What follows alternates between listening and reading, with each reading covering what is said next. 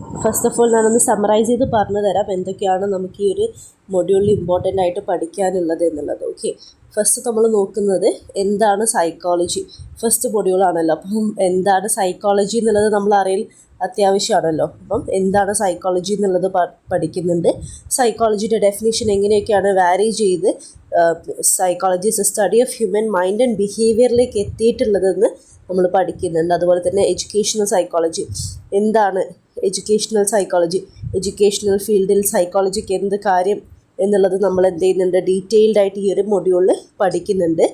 അത് visible audible അല്ലേ? കേൾക്കാൻ പറ്റുന്നുണ്ടോ? Okay, fine.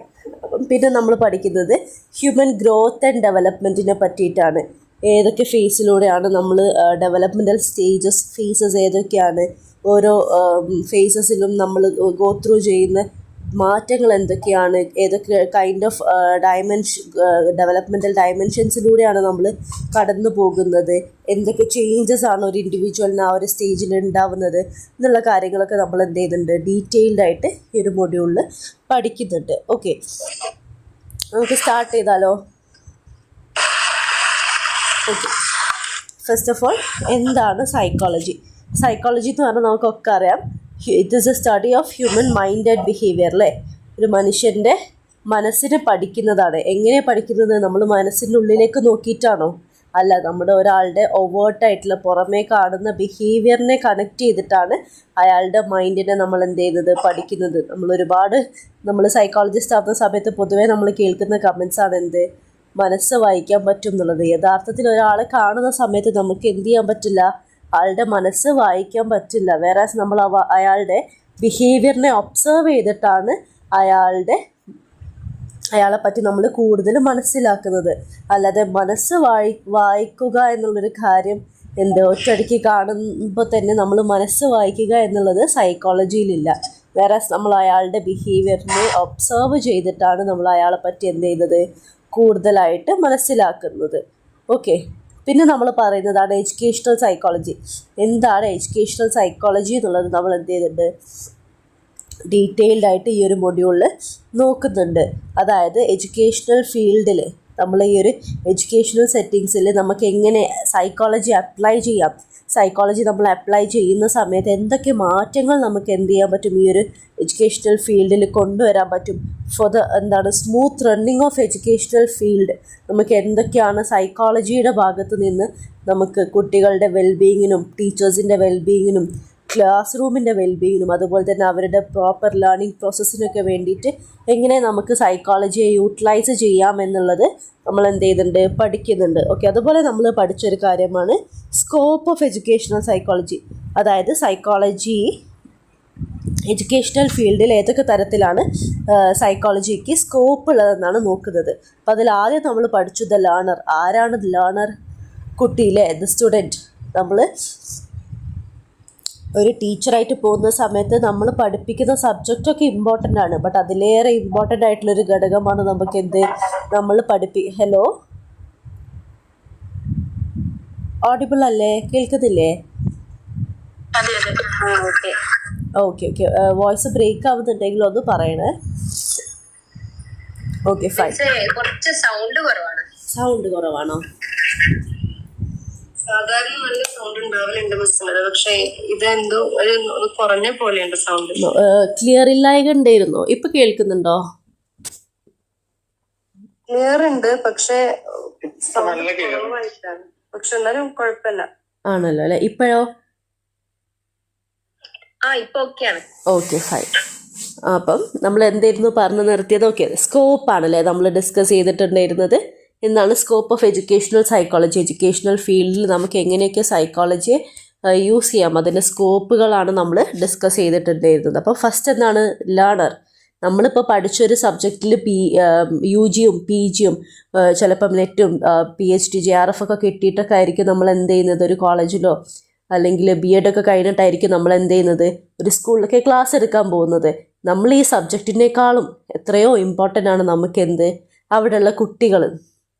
അല്ലേ? നമുക്ക് ഒരു സ്കൂളിലേക്ക് പോകുന്ന സമയത്ത് നമ്മൾ സബ്ജക്റ്റിനേക്കാളും നമ്മൾ ഇമ്പോർട്ടൻസ് കൊടുക്കേണ്ടത് നമ്മളെ മക്കൾക്ക് വേണ്ടിയിട്ടാണ്, നമ്മളെ കുട്ടികൾക്ക് വേണ്ടിയിട്ടാണ്. നമ്മൾ four the sake of syllabus തീർക്കാൻ വേണ്ടിയിട്ട് ക്ലാസ് എടുത്ത് പോകുന്നതിലുപരി കുട്ടികളുടെ വെൽബീങ്ങും കുട്ടികളെ അടുത്തറിയാനും നമ്മൾ എന്ത് ചെയ്യണം, ശ്രമിക്കണം. അതുപോലെ തന്നെ ദ ലേണിംഗ് പ്രോസസ്സ്, നമ്മൾ കുട്ടികൾ പഠിക്കുന്ന രീതി, ദ ലേണിംഗ് പ്രോസസ്സിലെ മാമിന് ഒരുപാട് കേസസ് വന്നിട്ടുണ്ട്, ലൈക്ക് കൗൺസിലിങ്ങിന് ഒരുപാട് കേസസ് വന്നിട്ടുണ്ട്. അതിൽ കുട്ടികൾ ഏറ്റവും കൂടുതൽ പറയുന്നതാണ് പഠിക്കുന്നുണ്ട്, നല്ല രീതിയിൽ പഠിക്കുന്നുണ്ട്, പക്ഷെ ആൾക്ക് ആ പഠിക്കുന്ന സമയത്ത് ആളുടെ മെമ്മറിയിൽ ഉണ്ടാവും അത്, പക്ഷെ എക്സാം ആവുന്ന സമയത്ത് ആൾക്കത് എടുത്തെഴുതാൻ കഴിയുന്നില്ല, മറന്നു പോവാണ്. എന്താ പ്രശ്നം എന്നുള്ളത് പ്രോപ്പറായിട്ട് മനസ്സിലാവുന്നില്ല എന്നുള്ളത്. യഥാർത്ഥത്തിൽ ആ കുട്ടിയുടെ ലേണിംഗ് പ്രോസസ്സ് എന്ന് പറയുന്നത് ആ കുട്ടിക്ക് ലൈക്ക് ഡൈജസ്റ്റബിൾ ആയിട്ടുള്ള രീതിയിലായിരിക്കില്ല ആ കുട്ടി പഠിക്കുന്നത്. ചിലപ്പം ഒരു പക്ഷെ ആ കുട്ടി ബൈഹാർട്ട് ചെയ്തിട്ടായിരിക്കാം പഠിക്കുന്നത്. ബൈഹാർട്ട് ചെയ്ത് പഠിക്കുന്ന സമയത്ത് ചിലപ്പോൾ ആ കുട്ടിക്ക് ബൈഹാർട്ട് ചെയ്താൽ തലയിൽ അധികം നേരം നിന്നോളണമെന്നില്ല. വേറെ മനസ്സിലാക്കി പഠിക്കുന്ന സമയത്ത് നമ്മൾ കുട്ടികളുടെ അടുത്ത് എന്ത് പറയാം, നീ എൻ്റെ ലേണിംഗ് പ്രോസസ്സ് ഒന്ന് എന്ത് ചെയ്യും, മാറ്റി നോക്ക്, ബൈഹാർട്ട് ചെയ്യുന്നത് മാറ്റിയിട്ട് ഒന്ന് മനസ്സിലാക്കി പഠിക്കാൻ നോക്ക്. അപ്പം ആ കുട്ടി മനസ്സിലാക്കി പഠിക്കാൻ തുടങ്ങുന്ന സമയത്ത് ലൈക്ക് കൺസെപ്റ്റ് വായിച്ച് അല്ലെങ്കിൽ ചില കുട്ടികൾക്ക് കണക്ട് ചെയ്ത് പഠിച്ചാൽ എന്ത് ചെയ്യാൻ പറ്റും, കുറച്ചും കൂടെയൊക്കെ തലയിൽ നിൽക്കും. ലൈക്ക് മനസ്സിലാക്കി പഠിക്കുന്നുണ്ടാവും, എന്നാലും മറന്നുപോകും. അപ്പം നമ്മൾ എന്ത് ചെയ്യും, ചങ്കിങ് മെത്തേഡൊക്കെ ഉണ്ട്. അപ്പം നമ്മൾ കുട്ടികളോട് പറയും നിങ്ങൾ കണക്ട് ചെയ്ത് പഠിക്കുക. ഇപ്പം നമ്മൾ റെയിൻബോസിൻ്റെ കളേഴ്സ് ഇപ്പം ഒറ്റയടിക്ക് ഏതൊക്കെയാണെന്ന് ചോദിച്ചാൽ എല്ലാവർക്കും ഒരു പക്ഷേ പറയാൻ കഴിഞ്ഞോളണമെന്നില്ല. ലൈക്ക് 5 സെക്കൻഡ്സ് തരും, ഇതിൻ്റെ ഉള്ളിൽ റെയിൻബോസിൻ്റെ കളേഴ്സ് ഏതൊക്കെയാണെന്ന് പറയുന്നു. അപ്പം ഒരു പക്ഷേ ഇത് വിബ്ജിയോർ എന്ന് പറഞ്ഞ് കണക്ട് ചെയ്ത് പഠിച്ച കുട്ടികൾക്ക് എന്ത് ചെയ്യാൻ പറ്റും, അത് പെട്ടെന്ന് പറയാൻ പറ്റും. അവർ വിബ്ജിയോർ ഏതൊക്കെയാണ് ലെറ്റേഴ്സ് വരുന്നതെന്ന് വെച്ചിട്ട് ആ കളേഴ്സ് ചൂസ് ചെയ്ത് അവർ പറയും. അപ്പോൾ ഇങ്ങനെ കണക്ട് ചെയ്തിട്ട് പഠിക്കുന്ന സമയത്ത് കുറച്ചുകൂടെയൊക്കെ ബ്രെയിനിൽ മെമ്മറിയിൽ നിൽക്കുന്ന കുട്ടികളുണ്ടാവും.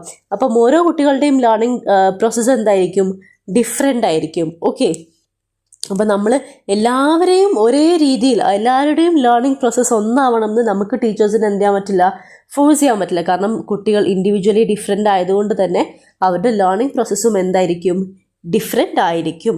Next is the learning environment. കുട്ടികൾ പഠിക്കുന്ന ഒരു എൻവയോൺമെൻറ്റ്, നമ്മളിപ്പം class room very noisy class room ആവുന്ന സമയത്ത് നമ്മളിപ്പോൾ കുട്ടികളെ ഭയങ്കര ഡിസ്ട്രാക്റ്റഡ് ആയിട്ടുള്ള ഒരു ഏരിയയിൽ കൊണ്ടിരുത്തി പഠിപ്പിച്ചാൽ അവർക്ക് പഠിക്കാനാവോ? ഒരിക്കലുമില്ല. Of course they will be distracted, അല്ലേ? അപ്പോൾ നമ്മൾ പഠിപ്പിക്കുന്ന ഒരു environment should be like very student friendly. അവർക്ക് പഠിക്കാൻ പാകത്തിനുള്ള എൻവയോൺമെൻറ്റ് ആവണം എന്നുള്ളത് നമ്മൾ എന്ത് ചെയ്യണം, ഉറപ്പ് വരുത്തണം. അത് എന്ത് കാര്യത്തിലായിക്കോട്ടെ. ഭയങ്കര അലങ്കോലം, ക്ലാസ് റൂമൊക്കെ സൈലൻ്റ് ആണ്, പക്ഷെ ഭയങ്കര അലങ്കോലമായിട്ട് കിടക്കുന്ന ഒരു ക്ലാസ് റൂമാണ്. ടെക്സ്റ്റ് ബുക്ക് അവിടെ, നോട്ട് ബുക്ക് ഇവിടെ, നിലത്ത് ഫുൾ ചപ്പ് ചവറുകളുണ്ട്, സ്റ്റുഡൻസ് ക്ലീൻ ചെയ്തിട്ടില്ല, ബോർഡിൽ കഴിഞ്ഞ 2 ദിവസം മുന്നേ എഴുതി വെച്ചിട്ടുള്ള നോട്ട്സും കാര്യങ്ങളൊക്കെ ഇറേസ് ചെയ്യാതെ ബോർഡിലുണ്ട്. അപ്പോൾ കുട്ടികളുടെ ലൈക്ക് ക്ലാസ് റൂം നമ്മൾ സ്ട്രിക്റ്റ് ആക്കിയിട്ട് ശബ്ദം ഉണ്ടാക്കാതിരിക്കണം, നമ്മൾ ക്ലാസ് എടുക്കുകയാണെന്ന് പറഞ്ഞിട്ട് കാര്യമില്ല. ആ ഒരു എൻവയോൺമെൻറ്റ് നമ്മൾ ആ ബോർഡൊക്കെ ഒന്ന് കുട്ടികളടുത്ത് ലൈക്ക് ഇൻസ്ട്രക്ട് ചെയ്താൽ മതി, ക്ലീൻ ചെയ്തിട്ട്. അതുപോലെ തന്നെ നമുക്ക് ഡിഫറെൻറ്റ് എൻവയോൺമെൻറ്റിലേക്ക് എല്ലാ ദിവസവും ഒരേ എൻവയോൺമെൻറ്റിൽ നിന്ന് പഠിക്കുന്ന സമയത്ത് കുട്ടികൾക്ക് ചിലപ്പോൾ എന്ത് ചെയ്യും, ബോറടിക്കും. വേറെ എന്ത് ചെയ്യുക, ഒരു ദിവസം അവരൊന്ന് മാറ്റിയിട്ട് പുറത്ത് കൊണ്ടുപോയി ഇരുത്തിയിട്ട് അവർക്ക് ലെസൺസ് പറഞ്ഞു കൊടുക്കുക. നമ്മൾ എന്നും ഈ ക്ലാസ് റൂമിൽ ഇരുത്തി പറഞ്ഞു കൊടുക്കുന്നതിനേക്കാൾ അവരെ തലയിൽ ഉണ്ടാവുക ചിലപ്പോൾ നമ്മൾ ആ ഒരു എൻവയോൺമെൻറ്റ് ചേഞ്ച് ചെയ്തിട്ട് പറഞ്ഞു കൊടുക്കുന്ന ആ ഒരു ലെസൺസ് ആയിരിക്കാം. കാരണം അവർ ആ ഒരു ബ്യൂട്ടിഫുൾ ലൈക്ക് എൻവയോൺമെൻറ്റ് എന്ത് ചെയ്യും, അല്ലെങ്കിൽ ആ ഒരു ചേഞ്ച് ഇൻ എൻവയോൺമെൻറ്റ് അവരെന്ത് ചെയ്യും, ആസ്വദിക്കും. ലൈക്ക് അവർ ഇൻ മൈൻഡ് അവരുടെ മൈൻഡിലുണ്ടാവും. അപ്പോൾ നമ്മൾ ഈ ഒരു ക്വസ്റ്റ്യൻ ചോദിക്കുന്ന സമയത്ത് അവരുടെ മൈൻഡിലുണ്ടാവുക, നമ്മളന്ന് അവിടെ ഇരുന്ന് പഠിച്ച ചാപ്റ്റർ അല്ലായിരുന്നോ ഇത് എന്നുള്ളൊരു ബോധം ലൈക്ക് എല്ലാ കുട്ടികളിലും ഉണ്ടാവില്ലെങ്കിലും ഒരു നമുക്കൊരു 60% കുട്ടികൾക്കൊക്കെ എന്ത് ചെയ്യാൻ പറ്റും, നമുക്ക് ഉറപ്പ് പറയാൻ പറ്റും. അപ്പോൾ നമ്മൾ എന്ത് ചെയ്യുക, എല്ലാ ദിവസവും ഒരു എൻവയോൺമെൻറ്റ് ആവുന്നതിന് പകരം എന്തെങ്കിലുമൊക്കെ ഒരു ചേഞ്ച് കൊണ്ടുവരാൻ ശ്രമിക്കുക. Okay, next is A learning experience. കുട്ടികൾ പഠിക്കുന്ന ആ ഒരു എക്സ്പീരിയൻസ്, അവരുടെ ലേണിംഗ് എക്സ്പീരിയൻസ് എങ്ങനെയാണെന്നുള്ളത്. അപ്പോൾ ഈ ലേണിംഗ് എക്സ്പീരിയൻസിൽ നമുക്ക് അവരുടെ ഇമോഷൻസിനെയൊക്കെ പറയാൻ പറ്റും. കുട്ടികളെ നമ്മൾ അടിച്ചിരുത്തി പഠിപ്പിക്കുക, അല്ലെങ്കിൽ നമ്മൾ എന്തെങ്കിലുമൊക്കെ പറഞ്ഞ് ചീത്ത പറഞ്ഞതിന് ശേഷം ആ കുട്ടി കരഞ്ഞിട്ടൊക്കെ ഇരുന്ന് പഠിക്കുന്നത്. ചിലപ്പോൾ ആ കുട്ടിക്ക് എന്ത് ചെയ്യാൻ പറ്റില്ല, നല്ല രീതിയിൽ പഠിക്കാൻ പറ്റില്ല. കാരണം ആ കുട്ടിയുടെ എക്സ്പീരിയൻസ് എന്ന് പറയുന്നത് വെരി വീക്കാണ്, അല്ലെങ്കിൽ കുട്ടി ഈസ് വെരി ഇമോഷണലി വീക്കായിക്കൊണ്ടായിരിക്കാം അപ്പം എന്ത് ചെയ്യുന്നത്, പഠിക്കുന്നത്. ഓക്കെ, അപ്പം ലേണിംഗ് എക്സ്പീരിയൻസും എന്താണ്, അതുപോലെ നമ്മൾ ഭയങ്കര ജോളി ആയിട്ട് അവർക്ക് ഭയങ്കര ഹാപ്പി മൂഡിൽ ക്ലാസ് എടുക്കുന്ന സമയത്ത് അവർക്ക് കുറച്ചുകൂടെ ഒക്കെ ഒന്ന് പഠിപ്പിക്കുന്ന കാര്യങ്ങൾ ഡൈജസ്റ്റ് ആവാൻ സാധ്യത കൂടുതലാണ്. പിന്നെ പറയുന്നതാണ് ദ ടീച്ചർ. ഈ ക്ലാസ് എടുത്ത സമയത്ത് പറഞ്ഞിട്ടുണ്ടായിരുന്നു, നമ്മൾ ഏറ്റവും ഇമ്പോർട്ടൻ്റ് ആയിട്ട് നമ്മൾ എന്ത് ചെയ്യണം, നമ്മളെ മനസ്സിലാക്കണം. കാരണം കുട്ടികളെന്ന് വെച്ചാൽ ഒരു നല്ല രീതിയിൽ നമ്മളെ മോഡലിങ് ചെയ്യും. നമ്മൾ കുട്ടികളെടുത്ത് നന്നാവിടാന്ന് പറഞ്ഞിട്ട് കാര്യമല്ല, നമ്മൾ അവർക്ക് നന്നായി കാണിച്ചു കൊടുക്കണം. ലൈക്ക് കുട്ടികൾ എന്ത് ചെയ്യും, മാം അങ്ങനെയാണെങ്കിൽ ആണല്ലോ, അല്ലെങ്കിൽ സാർ അങ്ങനെയാണല്ലോ, സാറിന് എന്തും ആവാലോ, എന്നിട്ട് എന്ത് ചെയ്യും, നമ്മളടുത്ത് വന്ന് വലിയ ഡയലോഗ് അടിച്ചിട്ട് നമ്മൾ ഉപദേശിക്കാൻ നിൽക്കും. ആദ്യം സാർ നന്നാവട്ടെ എന്നുള്ള ഡയലോഗൊക്കെ നമ്മൾ എന്ത് ചെയ്തിട്ടുണ്ട്, നമ്മൾ പഠിക്കുന്ന സമയത്ത് നമ്മളെ പല ഫ്രണ്ട്സും പറയുന്നത് കേട്ടിട്ടുണ്ട്. അല്ലെങ്കിൽ ഒരു പക്ഷെ നമ്മൾ നമ്മൾ ടീച്ചേഴ്സായി പോയതിന് ശേഷം പല ടീച്ചേഴ്സിനെയും പറ്റിയിട്ട് കുട്ടികൾ കമൻസ് പറയും. അപ്പം അങ്ങനെ എന്നെ പറ്റി പറയില്ല എന്നുള്ളൊരു ഉറപ്പ് എന്ത് ചെയ്യണം, ആസ് ടീച്ചേഴ്സ് നമുക്ക് വേണം. നമ്മൾ കുട്ടികൾക്ക് മോഡലാവണം. കുട്ടികൾ നമ്മളെ ഗുഡ് ഹാബിറ്റ്സ് അല്ലെങ്കിൽ ഗുഡ് ക്യാരക്ടറിസ്റ്റിക്സ് അവരെന്ത് ചെയ്യണം, നമ്മളിൽ നിന്ന് എടുക്കണം. അതിനുള്ള സാഹചര്യങ്ങൾ നമ്മൾ എന്ത് ചെയ്യണം, മാം അടിപൊളിയാണ്, മാമിൻ്റെ ആ ഒരു സ്വഭാവം അല്ലെങ്കിൽ the way we deal with students, നമ്മൾ കുട്ടികളായിട്ട് ഡീൽ ചെയ്യുന്നത് മാത്രമല്ല, നമ്മളായിട്ട് ലൈക്ക് അവരെ മുന്നിൽ നമ്മൾ എങ്ങനെയാണ് പ്രസൻറ്റ് ആവുന്നത്, നമ്മളുടെ ടോക്കിംഗ് സ്റ്റൈലും എല്ലാ കാര്യങ്ങളും മാറ്റർ ചെയ്യും. കാരണം കുട്ടികളാണ്, ലൈക്ക് ഏതൊരു സ്റ്റേജിലൂടെ കടന്നു പോകുന്ന കുട്ടികളാവട്ടെ നല്ല രീതിയിൽ അവരെന്ത് ചെയ്യും, മോഡൽ ചെയ്യും. ഇപ്പോൾ നിങ്ങൾക്കൊക്കെ വീട്ടിൽ കുട്ടികളുണ്ടെങ്കിൽ, ചെറിയ കുട്ടികളൊക്കെ ഉണ്ടെങ്കിൽ മനസ്സിലാവും. ലൈക്ക് ചില കുട്ടികൾ പറയാറുണ്ട്, എനിക്ക് ആ ശ്രുതി മിസ്സിനെ പോലെ ആവണം, മിസ് അങ്ങനെയാണെന്നൊക്കെ പറഞ്ഞിട്ട് അവർ ഈ വീട്ടിൽ പാരൻസിനെ കാണുന്നതിനേക്കാളും കൂടുതൽ ഒരു ദിവസം കാണുന്നത് ഈ ടീച്ചേഴ്സിനെ ആയിരിക്കും. അപ്പോൾ അവരെന്ത് ചെയ്യും, നല്ല രീതിയിൽ ടീച്ചേഴ്സിൻ്റെ അടുത്ത് നിന്ന് അവരുടെ സ്വഭാവങ്ങളൊക്കെ ഒബ്സർവ് ചെയ്തിട്ട് അവരത് മോഡൽ ചെയ്തെടുക്കും. ഓക്കെ, അപ്പോൾ ഇത്രയുമാണ് സ്കോപ്പ് ഓഫ് എഡ്യൂക്കേഷണൽ സൈക്കോളജി പറയുന്നത്. പിന്നെ പറയുന്നതാണ് ഹ്യൂമൻ ഗ്രോത്ത് ആൻഡ് ഡെവലപ്മെൻറ്റ്. എന്തൊക്കെയാണ് ഹ്യൂമൻ ഗ്രോത്ത് ആൻഡ് ഡെവലപ്മെൻറ്റിൽ പറയുന്നതെന്ന് നോക്കാം. ഓക്കെ, ഫസ്റ്റ് നമ്മൾ പറയുന്നത് ഹ്യൂമൻ ഡെവലപ്മെൻറ്റിൻ്റെ ഫാക്ടേഴ്സ് ആണ്. അതിൽ രണ്ടായിട്ട് ഡിവൈഡ് ചെയ്തിട്ടുണ്ട്. ആർക്കെങ്കിലും ഓർമ്മയുണ്ടോ ഏതൊക്കെയായിരുന്നു അതെന്ന്? ഹ്യൂമൻ ഡെവലപ്മെൻറ്റിനെ നമ്മൾ രണ്ടായിട്ട് ഡിവൈഡ് ചെയ്തിട്ടുണ്ട്. Cell division and cell differentiation. Cell division and cell differentiation അല്ല, നമ്മൾ പ്രീനാറ്റൽ ആൻഡ് പോസ്റ്റ് നാറ്റലായിട്ട് പഠിച്ചത് ഓർമ്മയുണ്ടോ?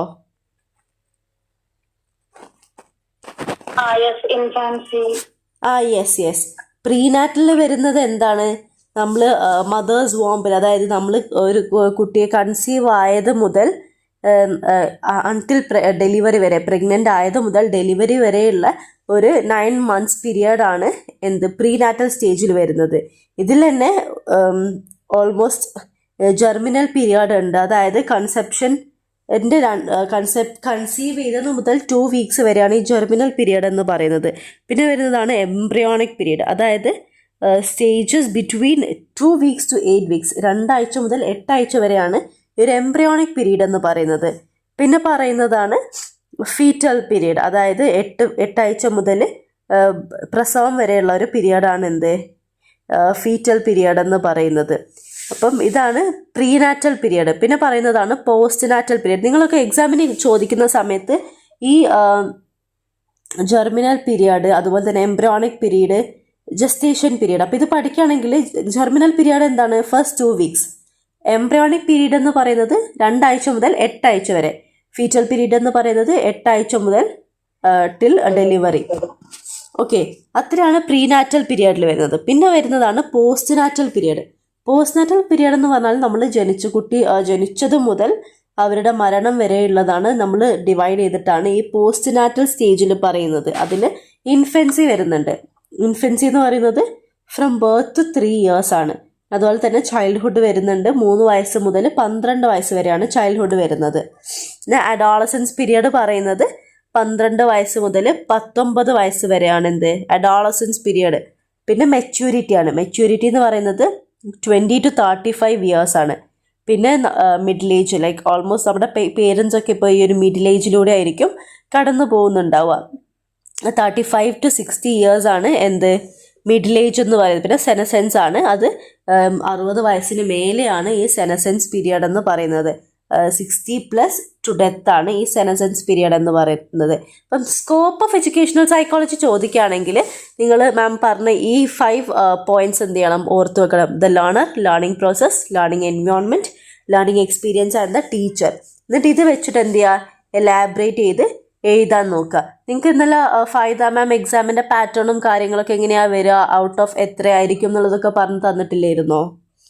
സിനോപ്സിസും കാര്യങ്ങളൊക്കെ പറഞ്ഞു തന്നിട്ടില്ലായിരുന്നോ? ഓക്കെ. അപ്പോൾ ആ ഒരു മോഡൽ എഴുതാൻ നോക്കണം. എസ്സേ ക്വസ്റ്റ്യൻസ് ആവുന്ന സമയത്ത് അറ്റ്ലീസ്റ്റ് 6 പേജസ് എഴുതണം. അറ്റ്ലീസ്റ്റ് അല്ല, 6 പേജസ് മാക്സിമം മാക്സിമം എഴുതണം. കാരണം അത്രേ ഉണ്ടാവുള്ളൂ നമുക്ക് എഴുതാൻ. ഓക്കെ, 40 പേജസ് ഉള്ള ആൻസർ ബുക്ക്ലെറ്റ് ആയിരിക്കും നമുക്ക് കിട്ടുക. അപ്പം ഒരു എസ്സേ ക്വസ്റ്റ്യൻ എന്ത് ചെയ്യണം, 3 പേജസ് എഴുതുക. അതുപോലെ തന്നെ 5 മാർക്സിന് ക്വസ്റ്റ്യൻ ആണെങ്കിൽ 3 പേജസ്, അതായത് 1.5 പേജസ് 3 സൈഡ്സ് എഴുതാൻ നോക്കുക. പിന്നെ 1 മാർക്ക്, അതായത് ഓപ്ഷൻസ് ഉള്ള 1 മാർക്ക് ക്വസ്റ്റ്യൻസ് ഒക്കെ എന്ത് ചെയ്യുക, ഒരു സൈഡിൽ തീർക്കുക. അങ്ങനെ വേണം എന്ത് ചെയ്യാൻ, എക്സാം എഴുതുന്ന സമയത്ത് എഴുതാൻ. എസ്സേ എഴുതുന്ന സമയത്ത് ഒരു ഇൻട്രൊഡക്ഷൻ പോലെ സിനോപ്സിസ് എഴുതണം. ഐ തിങ്ക് ഫൈദ മാം ഇന്നലെ അതിനെപ്പറ്റി ഡിസ്കസ് ചെയ്തിട്ടുണ്ടായിരുന്നു എന്നുള്ളത്. ഓക്കെ. പിന്നെ പറയാനുള്ളത് ഹ്യൂമൻ ഗ്രോത്ത് ആൻഡ് ഡെവലപ്മെൻറ്റ് ആണ്. അതിൽ നമ്മൾ പറഞ്ഞ പോലെ തന്നെ ഹ്യൂമൻ ഗ്രോത്ത് ആൻഡ് ഡെവലപ്മെൻറ്റിനെ പറ്റി ചോദിക്കുകയാണെങ്കിൽ 2ആയിട്ടാണ് ഡിവൈഡ് ചെയ്തിട്ടുള്ളത്. പ്രീനാറ്റലും അതുപോലെ തന്നെ പോസ്റ്റ് നാറ്റലും.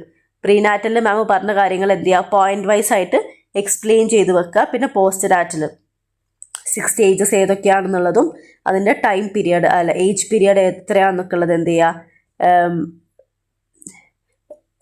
എക്സ്പ്ലെയിൻ ചെയ്യുക. ഓക്കെ. പിന്നെ പറയുന്നത് ടീച്ചേഴ്സിന് 3 സ്റ്റേജസ് ആയിരിക്കും ടീച്ചേഴ്സിന് ഏറ്റവും ഇമ്പോർട്ടൻ്റ് ആയിട്ടുള്ളത്. അതായത് ചൈൽഡ്ഹുഡും അഡോളസൻസും അതുപോലെ തന്നെ ഇൻഫൻറ്റും. ഇൻഫൻ്റ് എന്ന് പറയുന്നത് ലൈക്ക് നമുക്ക് കുട്ടികളെ പറ്റി കൂടുതൽ അറിയാനും അവരുടെ ആ ഒരു ഇൻഫൻസി പീരിയഡിൽ അവരുടെ ഗ്രോത്തും കാര്യങ്ങളൊക്കെ അറിയാൻ ഇൻഫൻസി പീരിയഡ് എന്ത് ചെയ്യും, കൂടുതൽ ഹെൽപ്പ് ചെയ്യും. അവരുടെ ബർത്ത് ജനിച്ച സമയത്ത് അവരെങ്ങനെയായിരുന്നു, അതുപോലെ തന്നെ അവരുടെ ആ ഒരു ഡെവലപ്മെൻ്റൽ സ്റ്റേജസ്, അവരുടെ ലാംഗ്വേജും കാര്യങ്ങളും അവരെപ്പോഴാണ് സംസാരിക്കാൻ തുടങ്ങിയത് നമുക്ക് എന്തെങ്കിലും ഇവാലുവേറ്റ് ചെയ്യണമെങ്കിൽ അവരുടെ ഇൻഫൻസി പീരിയഡിനെ പറ്റിയിട്ട് നമ്മൾ അറിയണം. ഓക്കെ. എന്താണ് ഗ്രോത്തും ഈ ഡെവലപ്മെൻറ്റും തമ്മിലുള്ള difference? Anybody? Part of human body ആയിരിക്കും സർട്ടൻ പീരിയഡ് കഴിഞ്ഞാൽ സ്റ്റോപ്പ് ചെയ്യും. യെസ്, സർട്ടൻ പീരിയഡ് കഴിഞ്ഞാൽ ഗ്രോത്ത് എന്ത് ചെയ്യും, സ്റ്റോപ്പ് ചെയ്യും. വേറെ ഡെവലപ്മെന്റോ from birth to death, learning experience, അങ്ങനെ ഓരോ ഡെവലപ്മെന്റ്. യെസ്, ലേണിങ്ങും എക്സ്പീരിയൻസ് ഒക്കെ വെച്ചിട്ട് എന്ത് ചെയ്യും, development from birth to death, നമ്മൾ മരിക്കുന്നവരെ സംഭവിച്ചുകൊണ്ടേയിരിക്കും അല്ലേ. നമ്മൾ ക്യാരക്ടറിസ്റ്റിക്സ് ഓഫ് ഗ്രോത്തിൻ്റെയും ഡെവലപ്മെൻറ്റിൻ്റെയും ക്യാരക്ടറിസ്റ്റിക്സ് ഡിസ്കസ് ചെയ്തു അല്ലേ. ഇതൊക്കെ ഒന്ന് വായിച്ച് നോക്കണേ. കാരണം ക്യാരക്ടറിസ്റ്റിക്സ് ചോദിക്കുകയാണെങ്കിൽ നിങ്ങൾക്ക് അറിയാവുന്ന കാര്യങ്ങളാണല്ലോ. ഓക്കെ. കാരണം നിങ്ങൾക്കൊക്കെ either brothers or sisters, siblings, younger siblings ഉണ്ടായിരിക്കാം, അല്ലെങ്കിൽ കുട്ടികളുള്ളവരായിരിക്കാം. അപ്പം നമ്മൾ ആ ഒരു ഗ്രോത്തിൻ്റെ ഒക്കെ ക്യാരക്ടറിസ്റ്റിക്സ് എന്ന് ചോദിച്ചാൽ എന്തൊക്കെയാണെന്നുള്ളത് ജസ്റ്റ് ഒന്ന് വായിച്ചിട്ട് മൈൻഡിലൊരു ഐഡിയ ഉണ്ടാക്കി വെക്കുക. ഓക്കെ. ഡെവലപ്മെൻറ്റിൻ്റെതും അതുപോലെ തന്നെ എന്ത് ചെയ്യുക, ഒരു ഐഡിയ ഉണ്ടാക്കി വെക്കുക. പിന്നെ difference between growth and development ആണ് പറയുന്നത്. ഗ്രോത്ത് എന്ന് പറയുന്നത് എന്താണ്, ഇൻക്രീസ് ഇൻ സൈസ്, നമ്മളെ സൈസിലും ഹൈറ്റിലും വെയ്റ്റിലൊക്കെ ഇൻക്രീസ് ഉണ്ടാവുന്നതിനെയാണ് നമ്മൾ ഗ്രോത്ത് എന്ന് പറയുന്നത്. വെറാസ് ഡെവലപ്മെൻ്റ് എന്ന് പറയുന്നത് നമ്മുടെ ഫങ്ഷനിങ്ങിൽ ഇമ്പ്രൂവ്മെൻ്റ് ഉണ്ടാവുന്നതിനെയാണ് ഡെവലപ്മെൻ്റ് എന്ന് പറയുന്നത്. അതുപോലെ തന്നെ ഗ്രോത്ത് എന്താണ്, നമുക്ക് മെഷർ ചെയ്യാൻ പറ്റും. ഇപ്പോൾ ഒരു കുട്ടിയുടെ ഹൈറ്റ് കൂടുകയാണെങ്കിൽ നമുക്ക് എന്ത് ചെയ്യാൻ പറ്റും, അത് ഗ്രോത്ത് ആയിട്ട് കണക്കാക്കാം, നമുക്ക് മെഷർ ചെയ്യാൻ പറ്റും. വെറാസ് ഡെവലപ്മെൻ്റ് എന്ന് പറയുന്നത് നമുക്ക് ഓൾവേസ് ഒബ്സർവബിൾ അല്ല. അതുപോലെ തന്നെ നേരത്തെ ആൾ പറഞ്ഞ പോലെ ഗ്രോത്ത് നമ്മുടെ ഒരു മെച്യൂരിറ്റി പീരീഡ് എത്തുന്ന സമയത്ത് എന്ത് ചെയ്യും, സ്റ്റോപ്പ് ചെയ്യും. പക്ഷേ ഡെവലപ്മെൻറ്റ് എന്ത് ചെയ്യും, through out the life span, നമ്മൾ മരിക്കുന്നവരെ നമ്മുടെ ലൈഫിൽ എന്ത് ചെയ്യും, ഡെവലപ്മെൻറ്റ് സംഭവിച്ചുകൊണ്ടേയിരിക്കും. ഇപ്പം നമ്മൾ ഒരാളെ പരിചയപ്പെടുകയാണ്, അയാളുടെ അടുത്ത് നമ്മൾ ഒരുപാട് ഇൻഫോർമേഷൻസ് നമുക്ക് കിട്ടുകയാണ്. ലൈക്ക് ആളെവിടെയാണ് താമസിക്കുന്നത്, നമ്മൾ ഒരു പുതിയൊരാളെ അപ്രോച്ച് ചെയ്യുന്നത് വരെ നമ്മളൊരു ഇൻഡിവിജ്വലിൽ ഉണ്ടാകുന്ന ഒരു സോഷ്യൽ ഡെവലപ്മെൻ്റ് ആണ് അല്ലേ. അപ്പം through out the life span നമുക്ക് എന്ത് സംഭവിക്കുന്നുണ്ട്, ഡെവലപ്മെൻറ്റ് നടക്കുന്നുണ്ട്. പിന്നെ നമ്മൾ ഹ്യൂമൻ ഗ്രോത്ത് ആൻഡ് ഡെവലപ്മെൻറ്റിൻ്റെ ഡയമെൻഷൻസ് പറഞ്ഞു. ഏതൊക്കെയായിരുന്നു? ഫിസിക്കൽ ഡെവലപ്മെൻറ്റ് പറഞ്ഞു. ഫിസിക്കൽ ഡെവലപ്മെൻറ്റ് ഏറ്റവും കൂടുതൽ നടക്കിയപ്പോഴാണ് 2 to 3 വയസ്സ് വരെയാണ്. ഓക്കെ, അപ്പം പിന്നെ പറഞ്ഞു എന്താണ് കോഗ്നിറ്റീവ് ഓർ മെൻ്റൽ ഡെവലപ്മെൻറ്റിനെ പറ്റിയിട്ട് പറഞ്ഞു. കോഗ്നിറ്റീവ് ഡെവലപ്മെൻ്റ് എന്ന് പറഞ്ഞാൽ എന്താണ്? നമ്മുടെ മെമ്മറി, അതുപോലെ തന്നെ തോട്ട് പ്രോസസ്. ഹലോ, ഓക്കെ, നമ്മുടെ പ്രോബ്ലം സോൾവിങ് സ്കിൽ, അതുപോലെ തന്നെ ഡിസിഷൻ മേക്കിംഗ് സ്കില്ലിലൊക്കെ ഉണ്ടാവുന്ന ഡെവലപ്മെൻറ്റിനെയാണ് നമ്മൾ എന്ത് പറയുന്നത്? കോഗ്നിറ്റീവ് ഡെവലപ്മെൻറ്റ് എന്ന് പറയുന്നത്. അതിൽ നമ്മൾ ഓരോ സ്റ്റേജിലും, അതായത് ഇവിടെയല്ല, നമ്മൾ നെക്സ്റ്റ് സെഷനിൽ ഓരോ സ്റ്റേജിലും ഇൻഫൻസി പീരിയഡിൽ നടക്കുന്ന ഡെവലപ്മെൻറ്റിനെ പറ്റിയിട്ട് ഡിസ്കസ് ചെയ്തു. എന്തൊക്കെ ഡെവലപ്മെൻറ്റ്സ് ആണ് ഇൻഫൻസി പീരിയഡിൽ നടക്കുക, അതുപോലെ തന്നെ ഈ കോഗ്നിറ്റീവ് ഡെവലപ്മെൻറ്റിൽ നടക്കുന്ന ഇൻഫൻസി പീരിയഡിൽ നടക്കുന്ന കോഗ്നിറ്റീവ് ഡെവലപ്മെൻറ്റ്സിനെ പറ്റിയിട്ട് പറഞ്ഞു. ഇവിടെ നമ്മൾ എന്താണ് ചെയ്യുന്നത്? ഓരോ ഡെവലപ്മെൻറ്റും എന്താണെന്ന് ഡിസ്ക്രൈബ് ചെയ്യാണ് ചെയ്യുന്നത്. എന്താണ് ഇമോഷണൽ ഡെവലപ്മെൻറ്റ് എന്ന് പറഞ്ഞാൽ?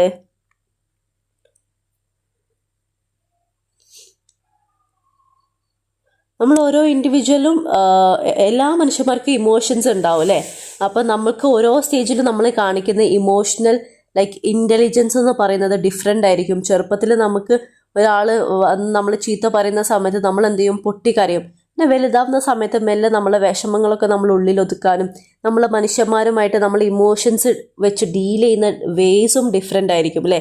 ചെറുപ്പത്തിലൊക്കെ നമുക്ക് എന്തെങ്കിലും വിഷമം ഉണ്ടെങ്കിൽ നമ്മൾ അടിയുണ്ടാക്കി കച്ചറ ഉണ്ടാക്കി എല്ലാവരുടെ അടുത്ത് പോയി പറയും, അങ്ങനെ വിഷയങ്ങളൊക്കെ ആക്കും. പക്ഷെ ഇപ്പം നോക്കൂ, നമ്മളത് ഡീൽ ചെയ്യുന്ന വേ ഡിഫറെൻ്റ് അല്ലേ? അതുപോലെ തന്നെ ഒരാൾ അടിച്ചാൽ നമ്മൾ തിരിച്ചടിക്കുകയായിരുന്നു. ഇപ്പം എന്താണ് സർക്കംസ്റ്റാൻസസ്, എന്താണ് റീസൺ എന്നൊക്കെ നോക്കിയിട്ട് നമ്മൾ എന്ത് ചെയ്യും? ചിലപ്പം ആ ഒരു സിറ്റുവേഷനെ മനസ്സിലാക്കും. ആളുടെ ആ ഒരു ഇമോഷണൽ ഔട്ട് ബേസ്റ്റ് കാരണത്താലായിരിക്കാം അയാൾ എൻ്റെ അടുത്ത് അങ്ങനെ പറഞ്ഞിട്ടുണ്ടാവുക എന്നുള്ളതൊക്കെ നമ്മളൊരു അപ്രോച്ചേ മാറും അല്ലേ? അവിടെ എന്ത് നടക്കുന്നുണ്ട്? ഇമോഷണൽ ഡെവലപ്മെൻറ്റ് നടക്കുന്നുണ്ട്. പിന്നെ പറയുന്നതാണ് സോഷ്യൽ ഡെവലപ്മെൻറ്റ്. നമ്മൾ നേരത്തെ പറഞ്ഞതുപോലെ തന്നെ നമ്മൾ സൊസൈറ്റിയിൽ നമ്മൾ എന്ത് ചെയ്യാണ്? അഡാപ്റ്റ് ചെയ്തിട്ട് മറ്റുള്ള ഇൻഡിവിജ്വൽസുമായി ഒരു സോഷ്യലി കണക്ഷനൊക്കെ ബിൽഡ് ചെയ്യുന്നത് എന്ത് വരും? സോഷ്യൽ ഡെവലപ്മെൻറ്റിൽ വരും. പിന്നെ പറയുന്നത് മോറൽ ഡെവലപ്മെൻ്റ് ആണ്. മോറൽ ഡെവലപ്മെൻറ്റ് എന്താണ്? ഒരാളുടെ എത്തിക്സിനെയും വാല്യൂസിനെയും ഒക്കെ നമ്മൾ എങ്ങനെ ഡെവലപ്പ് ചെയ്ത് വരുന്നു, എങ്ങനെയാണ് നമ്മൾ ചെറുപ്പത്തിൽ നിന്ന് ചെറുതാവുന്ന സമയത്ത് we will be having no ethics and values അല്ലേ? നമുക്ക് നമ്മളുടേതായിട്ടുള്ള മോറൽ വാല്യൂസ് ഒന്നും ഉണ്ടാവില്ല. പിന്നെ നമ്മൾ വലുതാവുന്ന സമയത്ത് എങ്ങനെയാണ് ഈ വാല്യൂസൊക്കെ നമുക്ക് ഡെവലപ്പായി വരുന്നത്, ആരിൽ നിന്നാണ് ഇതൊക്കെ നമ്മൾ എന്ത് ചെയ്യുന്നത്, എടുക്കുന്നത് എന്നുള്ളത് നമ്മളെ പാരൻസിൽ നിന്നും നമ്മൾ നേരത്തെ പറഞ്ഞ പോലെ തന്നെ ടീച്ചേഴ്സിൽ നിന്നൊക്കെ നമ്മൾ ഒബ്സർവ് ചെയ്തിട്ടാണ് നമുക്ക് ഈ മോറൽ ഡെവലപ്മെൻറ്റ്സ് ഒക്കെ സംഭവിക്കുന്നത് അല്ലേ? അതുപോലെ തന്നെ സൈക്കോളജിസ്റ്റ് ആയിട്ടുള്ള കോൾബർഗ് എന്ത് ചെയ്തിട്ടുണ്ട്? മോറൽ ഡെവലപ്മെൻറ്റിൻ്റെ 3 സ്റ്റേജസ് പറ്റിയിട്ട് എക്സ്പ്ലെയിൻ ചെയ്തിട്ടുണ്ട്. പ്രീ കൺവെൻഷനലും, കൺവെൻഷനലും, അതുപോലെ തന്നെ പോസ്റ്റ് കൺവെൻഷണൽ സ്റ്റേജും അല്ലേ? അതൊന്ന് നോക്കണേ. ഇതുപോലെ കുറച്ച് സൈക്കോളജിസ്റ്റുകൾ എക്സ്പ്ലെയിൻ ചെയ്തിട്ടുള്ള നമ്മളൊരു സെക്കൻഡ് മൊഡ്യൂളും തേർഡ് മൊഡ്യൂളൊക്കെ ഒരുപാട് പറയുന്നുണ്ടല്ലോ. അപ്പം നമുക്കതിലേക്ക് പോവാം. അപ്പം അതൊക്കെ കുറച്ച് മോറൽ ഡെവലപ്മെന്റിന്റെ വേറെ 4 സ്റ്റേജുകൾ പറയുന്നില്ലേ? അതെ, പറയുന്നുണ്ട്. പ്രുഡൻഷ്യൽ സ്റ്റേജും ഒക്കെ അല്ലേ? Authoritarian stage.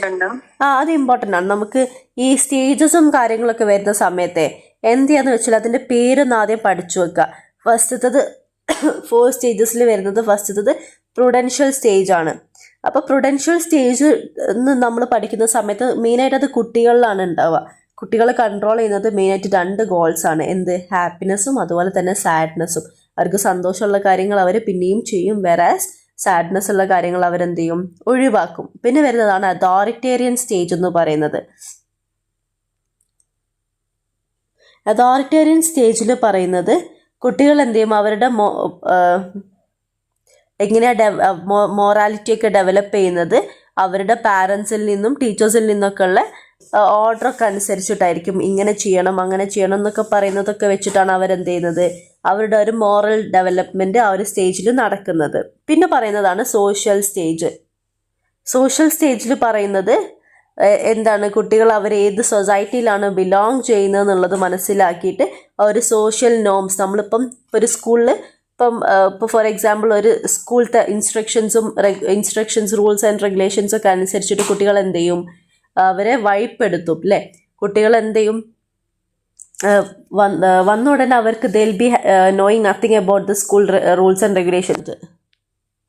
ഓക്കെ, നെക്സ്റ്റ് നമ്മൾ പറയുന്നത് സ്റ്റേജസ് ഓഫ് ഡെവലപ്മെൻ്റ് ആണ്. നമ്മൾ നേരത്തെ നോക്കിയത് തന്നെയാണ്. ഇൻഫൻസി വരുന്നുണ്ട്, ചൈൽഡ്ഹുഡ്, അഡോളസെൻസ്, മെച്യൂരിറ്റി, അതുപോലെ തന്നെ മിഡിൽ ഏജും സെനസെൻസുമാണ് വരുന്നത്. ഓക്കെ, സെനസെൻസ് ഇതിൽ 50 to 60 years ആണ് കേട്ടോ കൊടുത്തത്. അപ്പോൾ നമ്മൾ ഈ ഒരു ചാപ്റ്ററിൽ ഇൻഫൻസിയിൽ വരുന്ന ഫിസിക്കൽ ഡെവലപ്മെൻറ്റ് ഏതൊക്കെയാണെന്ന് പറഞ്ഞു. അതുപോലെ തന്നെ ഇൻഫൻസിയിൽ വരുന്ന കോഗ്നിറ്റീവ് ഡെവലപ്മെൻറ്റ്. ഇപ്പോൾ ഫിസിക്കൽ ഡെവലപ്മെൻറ്റ് കാര്യമായിട്ട് എന്തായിരിക്കും, നല്ല രീതിയിലുള്ള ഫിസിക്കൽ ഡെവലപ്മെൻറ്റ് ഉണ്ടാവും അല്ലേ. കാരണം നമ്മൾക്ക് പ്രസവിച്ച് കയ്യിൽ കിട്ടുന്ന കുട്ടി എന്ന് പറയുന്നത് നിങ്ങൾക്ക് എല്ലാവർക്കും ലൈക്ക് ഒന്ന് പിക്ചറൈസ് ചെയ്താൽ മതി മൈൻഡിൽ, എത്രത്തോളം ചെറുതായിരിക്കുന്നു. അപ്പം ഈ ഒരു 3 years ആവുന്ന സമയത്ത് കുട്ടി എത്രത്തോളം ഗ്രോത്ത് കുട്ടിക്ക് സംഭവിച്ചിട്ടുണ്ടാവും, ബൈ ഹൈറ്റിലാണെങ്കിലും വെയ്റ്റിലാണെങ്കിലും ടീത്തിൻ്റെ കാര്യത്തിലാണെങ്കിലും അതുപോലെ തന്നെ വോയിസിൻ്റെ കാര്യത്തിലാണെങ്കിലും ഫേസ് ബോൺസ് ബോഡി പൊസിഷൻ്റെ കാര്യത്തിലൊക്കെ ആണെങ്കിലൊക്കെ ഒരുപാട് ചേഞ്ചസ് എന്ത് ചെയ്തിട്ടുണ്ടാവും, കുട്ടിക്ക് വന്നിട്ടുണ്ടാവും. പിന്നെ പറയുന്നതാണ് കോഗ്നിറ്റീവ് ഡെവലപ്മെൻറ്റ് എന്ന് പറയുന്നത്. ഓക്കെ, കോഗ്നിറ്റീവ് ഡെവലപ്മെൻറ്റ് കാര്യമായിട്ട് ഈ ഒരു പീരിയഡിൽ സംഭവിക്കുന്നില്ല. എന്നാൽ പോലും ആ കുട്ടി എന്തായിരിക്കും ഈ ഒരു ഇൻഫൻസി പീരിയഡിൽ കുട്ടിയുടെ മെൻ്റൽ പവർ എന്ന് പറയുന്നത് ഇമ്മെച്ചുവറും അതുപോലെ തന്നെ അൺഡെവലപ്ഡുമായിരിക്കും. ഒരു 3 വയസ്സ് 1.5 years ഒക്കെ ആവുന്ന സമയത്താണ് കുട്ടി ഗ്രാജുവലി കൊഗ്നിറ്റീവ് ഡെവലപ്മെൻറ്റ്സ് ഒക്കെ കാണിച്ചു തുടങ്ങുക അല്ലേ. ടോയ്സ് എടുത്ത് കളിക്കാനും അതുപോലെ തന്നെ ഫൈൻ മോട്ടോർ സ്കിൽസും കുട്ടി ലൈക്ക് ചിന്തിക്കാനൊക്കെ തുടങ്ങുക. അതുപോലെ തന്നെ കുട്ടി ലൈക്ക് മെമ്മറി, കുട്ടിയുടെ പേരൊക്കെ ഓർത്തെടുത്ത് പറയാനൊക്കെ തുടങ്ങും. ഒരു 1.5 years ഒക്കെ ആവുന്ന സമയത്താണ് ഒരു കൊഗ്നിറ്റീവ് ഡെവലപ്മെൻറ്റ് സംഭവിക്കുന്നത്. ഇമോഷണൽ ഡെവലപ്മെൻറ്റ് ഇൻഫൻസി പീരിയഡിൽ ഫ്രം ബേർത്ത് സംഭവിക്കുന്നുണ്ട്. അതായത് കുട്ടി ജനിച്ച ഉടനെ കരയുന്നില്ലേ, ആ കരയുന്നത് എന്താണ്, കുട്ടി കാണിക്കുന്ന ഒരു ഇമോഷണൽ എലമെൻ്റാണ്. ആ കുട്ടിയിലുള്ള ഇമോഷണൽ എലമെൻറ്റിനെയാണ് ആ ഒരു ഫസ്റ്റ് കുട്ടി കരയുന്നത് കാണിക്കുന്നത്. അതുപോലെ തന്നെ നമ്മൾ പരിചയമുള്ളവരെ കാണുന്ന സമയത്ത് കുട്ടി നമ്മളെ നോക്കി ചിരിക്കുന്നതും അതുപോലെ തന്നെ കുറച്ച് കഴിഞ്ഞ് ആൾക്ക് പേടി വരുന്നതും ആങ്കർ, ദേഷ്യവും അതുപോലെ തന്നെ കരച്ചിലൊക്കെ വരുന്നത് എന്താണ്, ഈ ഒരു ഇമോഷൻ കുട്ടി എക്സ്പ്രസ് ചെയ്യുന്നത് കൊണ്ടാണ്. ഓക്കെ, പിന്നെ പറയുന്നതാണ് സോഷ്യൽ ഡെവലപ്മെൻറ്റ്. ഈ കുട്ടി നമ്മളെ നോക്കി നമ്മൾ കുട്ടിയോട് ചിരിക്കുന്ന സമയത്ത് കുട്ടി നമ്മളെ നോക്കി തിരിച്ചു ചിരിക്കുന്നത് എന്താണ്, കുട്ടിയുടെ ഒരു സോഷ്യൽ ഡെവലപ്മെൻ്റ് ആണ്. ആ കുട്ടി സോഷ്യലി ലൈക്ക് മറ്റൊരാളുമായിട്ട് ഇൻ്ററാക്ട് ചെയ്യുന്നതാണ് ഈ ഒരു കുട്ടി. നമ്മൾ ലൈക്ക് ചെറിയ കുട്ടിയായിക്കോട്ടെ, ഒരു 6 months പ്രായമുള്ള കുട്ടിയുടെ അടുത്ത് നമ്മൾ നോക്കി ചിരിക്കുന്ന സമയത്ത് കുട്ടി തിരിച്ചു ചിരിക്കുന്നത്. സ്ക്രീന് ഓഫായി പോയോ? ഹലോ, ഓഫായിട്ടുണ്ട് അല്ലേ, ഒരു മിനിറ്റ്.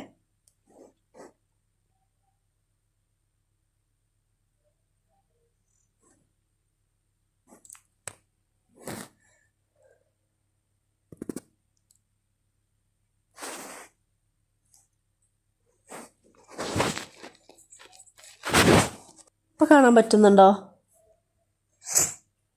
Hello, okay.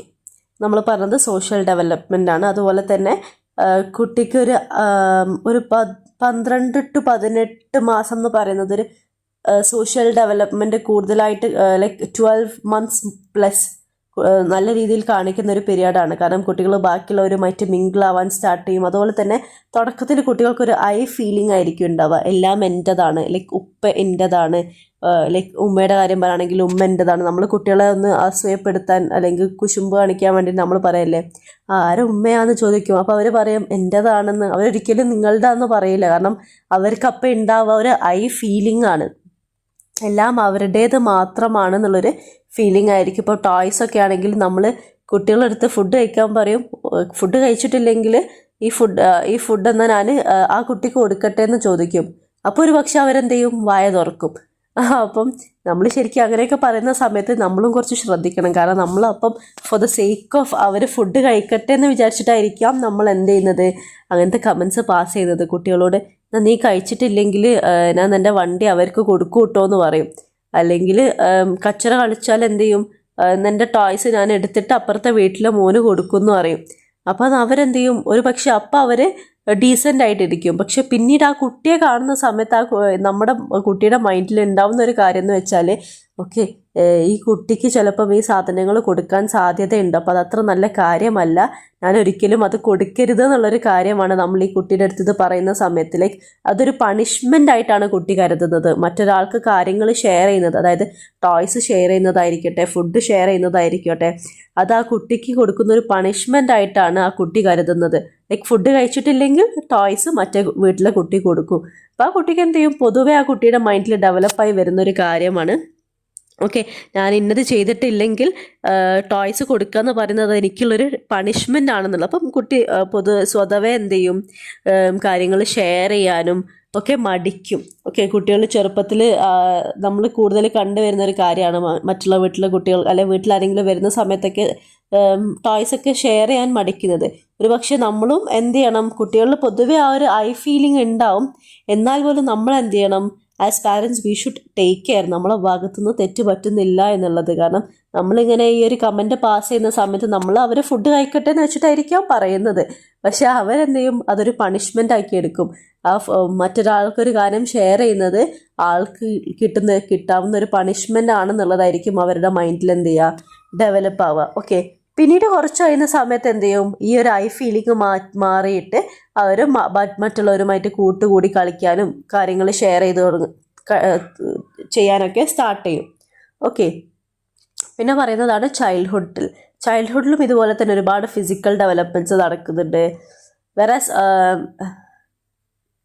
ഇൻഫൻസി പീരിയഡിലും അതുപോലെ തന്നെ അഡോളസൻസ് പീരിയഡിലുമാണ് ഏറ്റവും കൂടുതൽ ഫിസിക്കൽ ഡെവലപ്മെൻറ്റ്സ് നടക്കുന്നത്. ചൈൽഡ്ഹുഡ് പീരിയഡിൽ നമുക്ക് അധികം നമ്മളിപ്പം വലിയ രീതിയിൽ നമുക്ക് നോട്ടീസ് ചെയ്യാൻ പറ്റില്ല അവരുടെ ഫിസിക്കൽ ഡെവലപ്മെൻ്റ് എന്ന് പറയുന്നത്. കാരണം നമ്മൾ ഈ ഒരു 5 to അല്ലെങ്കിൽ 6-7 years ഒക്കെ ഉള്ള കുട്ടികൾ നമുക്ക് അവർ വലുതാവുന്നത് നമുക്ക് നോട്ടീസ് ചെയ്യാനേ പറ്റില്ല. നമ്മൾ ഡെയിലി അവരുടെ കൂടെ ലൈക്ക് നമ്മൾ മക്കളൊക്കെ ആവുന്ന സമയത്ത് നമുക്ക് പ്രത്യേകിച്ച് അവർക്ക് ഹൈറ്റ് വെച്ചതൊന്നും നമുക്ക് അങ്ങനെ പെട്ടെന്ന് ലൈക്ക് ചെറിയ ഇൻഫൻസി പീരീഡിലുള്ള മക്കളാണെങ്കിൽ നമുക്ക് മനസ്സിലാവും, കുറച്ച് തടിച്ചിട്ടുണ്ട് ഇപ്പം, ലൈക്ക് കുറച്ചൊന്ന് ഹൈറ്റ് വെച്ചിട്ടുണ്ടല്ലേ എന്നുള്ളത് നമുക്ക് നല്ലോണം വിസിബിൾ ചേഞ്ചസ് ഉണ്ടാവും.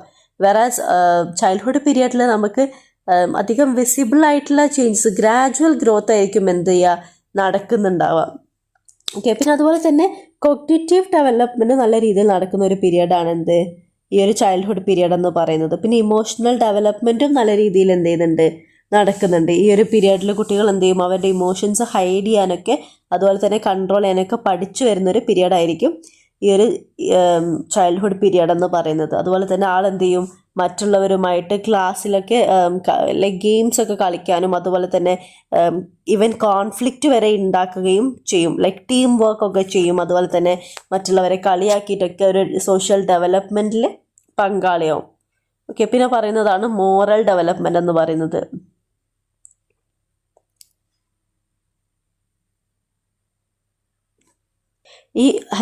ഈ ഒരു ചൈൽഡ്ഹുഡ് പീരിയഡിൽ കുട്ടികൾക്ക് ഈ ഒരു ബാഡ് തിങ്സ് അവോയ്ഡ് ചെയ്തിട്ട് ലൈക്ക് മോറൽ വാല്യൂസ് ഒക്കെ വെച്ചിട്ട് ജീവിക്കാനായിരിക്കും കൂടുതൽ ആഗ്രഹം. അതായത് നമ്മൾ പാരൻസിനെയും അതുപോലെ ടീച്ചേഴ്സിനെയും മോഡൽ ചെയ്തിട്ട് അവരുടെ പാത്ത് ഫോളോ ചെയ്യാനായിരിക്കും ഇവരെന്ത് ചെയ്യുക, കൂടുതൽ ആഗ്രഹിക്കുക. ഓക്കെ, പിന്നെ നമ്മൾ ഡിസ്കസ് ചെയ്യുന്നത് നമ്മളിപ്പം ഇൻഫൻസിയും അതുപോലെ തന്നെ ചൈൽഡ്ഹുഡും പറഞ്ഞല്ലോ. അപ്പം ഇൻഫൻസിലൊക്കെ ക്വസ്റ്റ്യൻ വരികയാണെങ്കിൽ എന്ത് ചെയ്യുക, ഇൻഫൻസി എഴുതിയിട്ട് ഏതൊക്കെയാണ് സ്റ്റേജസ് എന്നുള്ളത്, ഇപ്പം സിനോപ്സിസ് എഴുതുകയാണെങ്കിൽ ഇൻഫൻസിനെ പറ്റിയിട്ടൊരു ഇൻട്രൊഡക്ഷൻ കൊടുക്കുക, എന്താണ് ഇൻഫൻസി പീരിയഡ്, ഏത് ഏജ് മുതൽ ഏത് ഏജ് വരെയാണെന്നുള്ളത്, എന്നിട്ട് എന്തൊക്കെയാണ് നമ്മൾ ആ ഒരു ഫേസസ് എഴുതുക, അതുപോലെ തന്നെ കൺക്ലൂഷൻ എഴുതുക.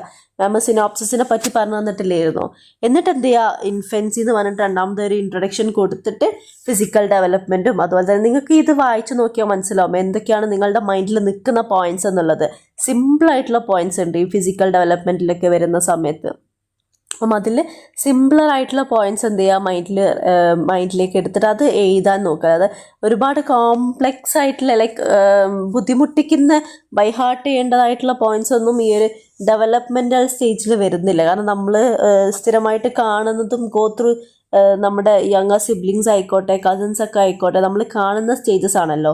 അപ്പോൾ അതൊക്കെ ഒന്ന് മൈൻഡിലേക്ക് എടുത്തിട്ട് നിങ്ങൾക്ക് പിന്നെയും ഒന്നുകൂടെ ഫോക്കസ് ചെയ്യാനുണ്ടാവുക ഈ കോഗ്നിറ്റീവ് ഡെവലപ്മെൻ്റ് ഒക്കെ ആയിരിക്കാം.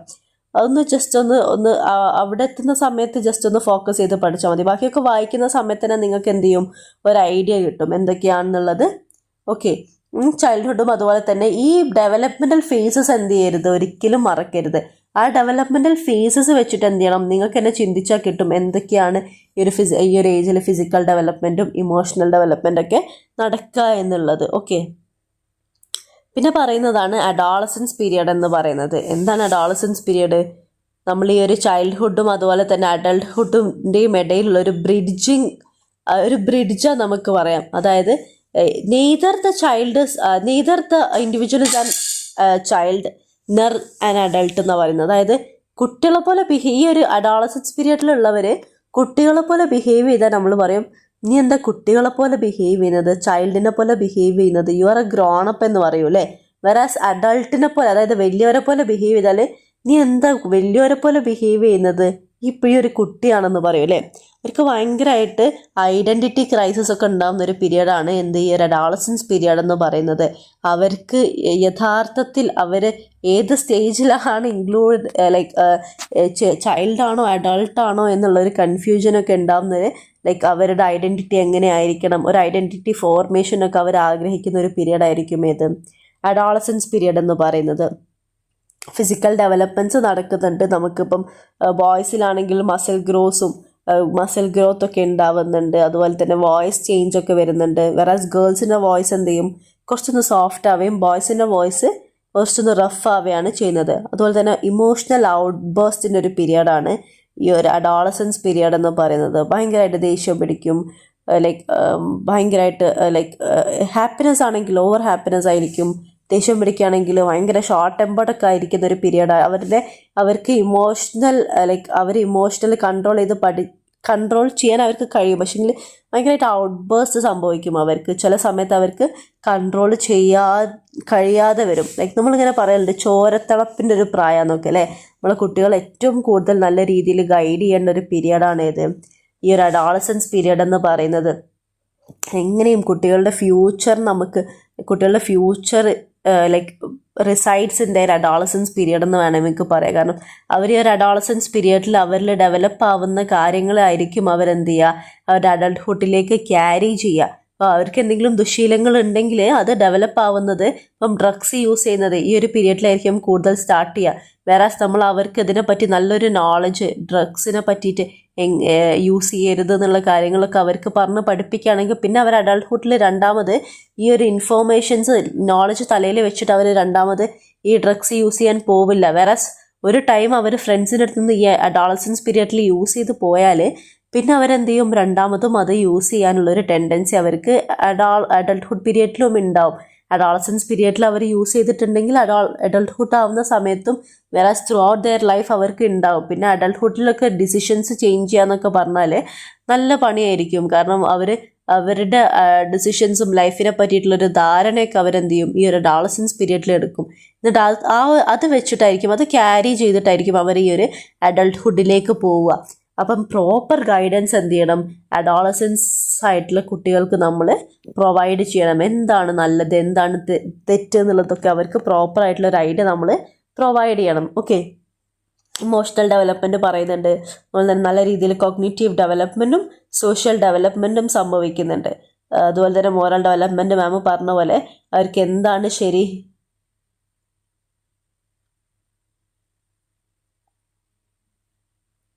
എന്താണ് തെറ്റുള്ളതിനെ പറ്റിയിട്ടൊക്കെ നമ്മൾ എന്ത് ചെയ്യണം, പ്രോപ്പറായിട്ട് അവരെ ഗൈഡ് ചെയ്യണം.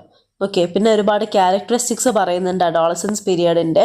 എന്തൊക്കെയാണ് അത് വായിച്ചു നോക്കുക കേട്ടോ. പിന്നെ കാര്യമായിട്ട് അഡോളസൻസ് ഫേസ് ചെയ്യുന്ന പ്രോബ്ലംസ് ആണ് പറയുന്നത്. എന്തൊക്കെ പ്രോബ്ലംസ് അഡോളസൻസ്, ഇമോഷണൽ ടെൻഷൻ, അതുപോലെ തന്നെ പേഴ്സണൽ അപ്പിയറൻസ്, അവരുടെ മിസ് പറഞ്ഞു ഐഡൻറ്റിറ്റി ക്രൈസിസ് നല്ല രീതിയിൽ അവർക്ക് എന്ത് ചെയ്യും ഉണ്ടാവും. അപ്പം അവരെന്ത് ചെയ്യും, അവരുടെ ഐഡൻറ്റിറ്റിക്ക് വേണ്ടി സെർച്ച് ചെയ്തുകൊണ്ടിരിക്കും. എഡ്യൂക്കേഷണൽ പ്രോബ്ലംസ് ഉണ്ടാവും, അഡ്ജസ്റ്റ്മെൻറ്റ് പ്രോബ്ലംസ് ഒക്കെ എന്ത് ചെയ്യും അവർക്ക് നല്ല രീതിയിൽ ഈ ഒരു പീരിയഡിൽ ഉണ്ടാവും. അതുപോലെ തന്നെ ഈ ഒരു പ്രോബ്ലംസ് ഓവർകം ചെയ്യാൻ വേണ്ടി നമുക്ക് എങ്ങനെ അഡോളസൻസിനെ ഹെൽപ്പ് ചെയ്യാമെന്നാണ് പറയുന്നത്. പ്രോപ്പറായിട്ടുള്ള എഡ്യൂക്കേഷൻ നമുക്ക് അവർക്ക് പ്രൊവൈഡ് ചെയ്യാം. അഡോളസൻസ് സൈക്കോളജിയെ പറ്റിയിട്ടും അതുപോലെ തന്നെ സെക്സ് എഡ്യൂക്കേഷനെ പറ്റിയിട്ടും പ്രോപ്പറായിട്ട് നമ്മൾ എന്ത് ചെയ്യുക, അഡോളസൻസുമായിട്ട് ഡീൽ ചെയ്യാൻ നമുക്ക് കഴിയണം. അവർ നമ്മൾ പോയിട്ട് രണ്ടടി അടിച്ച് നന്നാവിടാന്ന് പറഞ്ഞാൽ അവർ നന്നാവില്ല. അപ്പോൾ അവരുടെ ഉള്ളിലുള്ള ആങ്കർ അല്ലെങ്കിൽ ഇമോഷൻ ഔട്ട് ബേസ്റ്റ് ആയിട്ട് വരികയുള്ളൂ. വേറാസ് അവരെ ഡീൽ ചെയ്യേണ്ട രീതിയിൽ വേണം നമ്മൾ എന്ത് ചെയ്യാൻ, ഡീൽ ചെയ്യാൻ. ഓക്കെ,